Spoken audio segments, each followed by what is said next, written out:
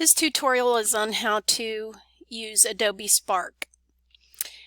To get there, you can go to spark.adobe.com or you can Google Adobe Spark, either way. And this is a little deceptive. We think we want to log in with continue with Google, but in fact we want to log in over here with a school account. So when we click this, it's going to ask us to put in some information, and again it's going to look like we want to use Google, but we're just going to put our email address in and hit continue.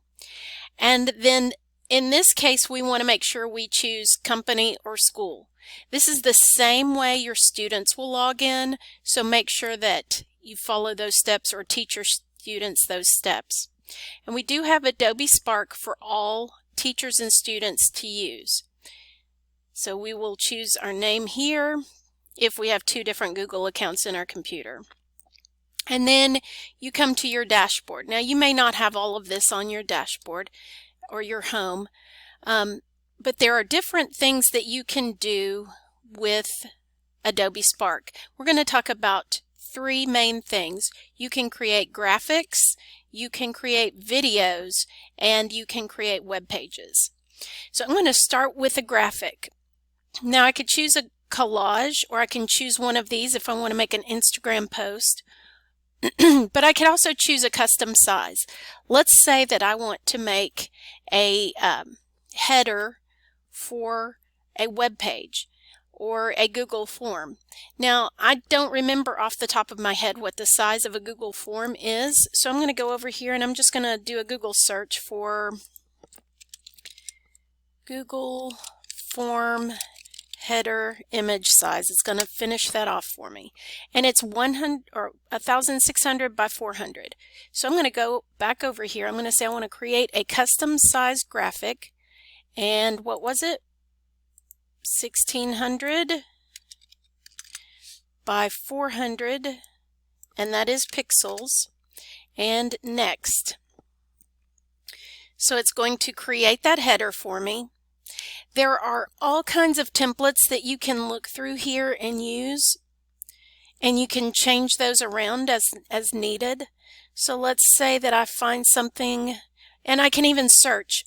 If I know that I want it to be a header, I can look for something like that, and that'll give me a little, pare it down a little bit.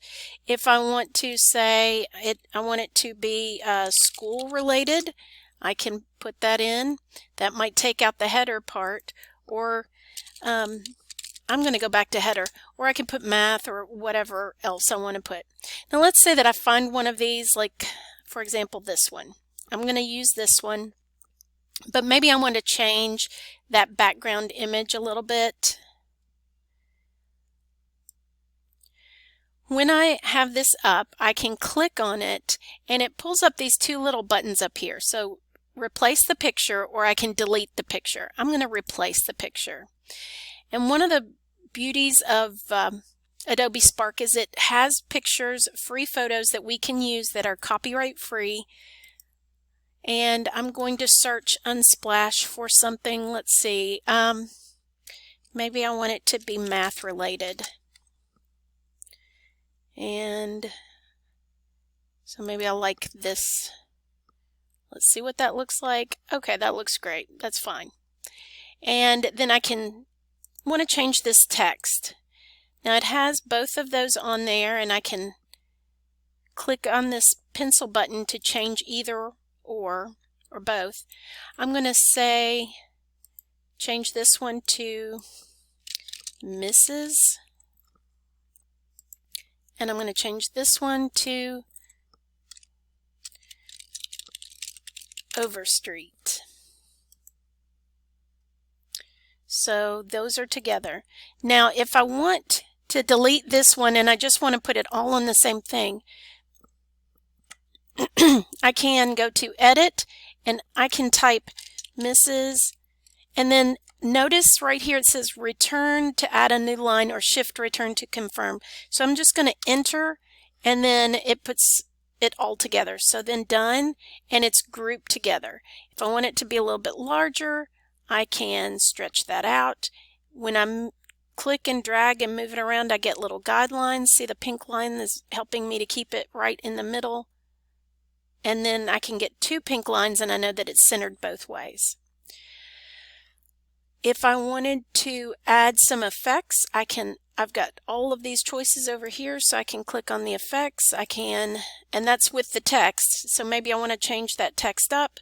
Maybe I want to change the color of the text. I can go to color and I can choose any of these others. Or maybe I don't know. I'm going to go back to the pink.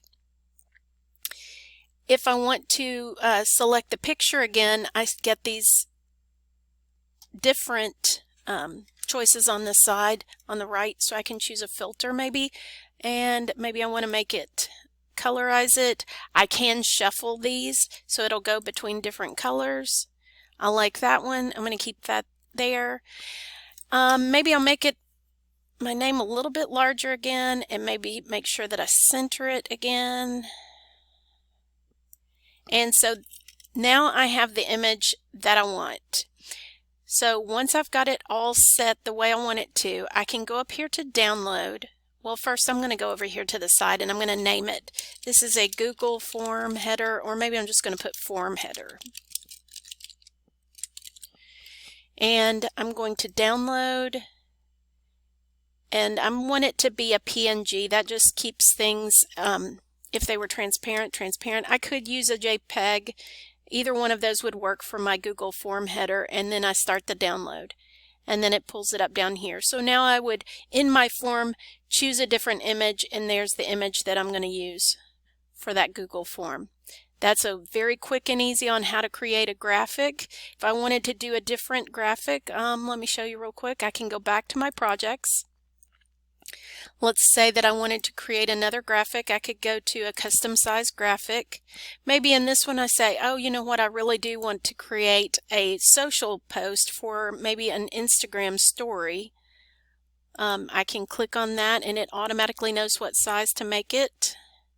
So there it is. I can start from the basics and add a photo.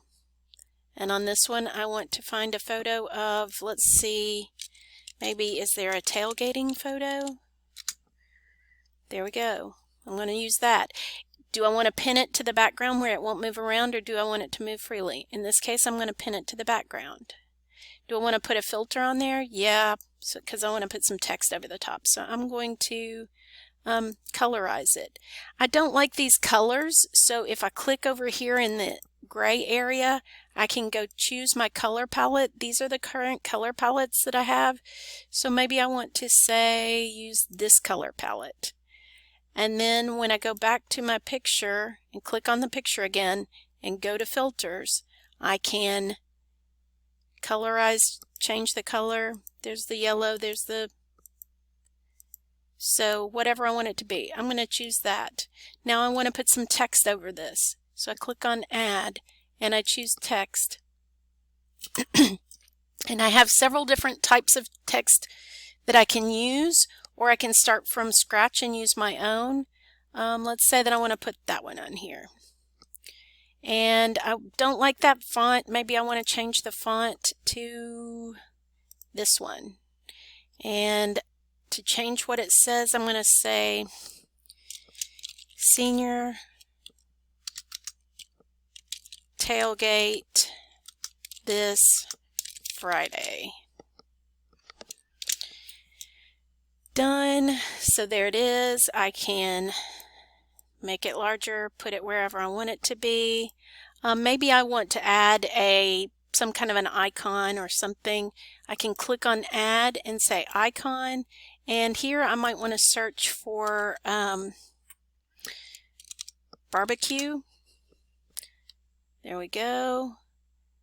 So I can put that one over there. Now the color is red, so I want to change that color to maybe be white. And you can put more information. If I need some more text, I might put text, and in this case I just want to add some text on there that says 5 p.m. to 7 p.m. and on the tennis courts. Done. There it is. It changed it to the same style as the others, but maybe I want to change the style, so I'm going to click on that and say I want the shape to be no shape, and I want the color to be white. So I'm going to resize this picture, and then I'm going to resize my text again, and maybe even make it centered. So there you go, and then I would be able to download that picture.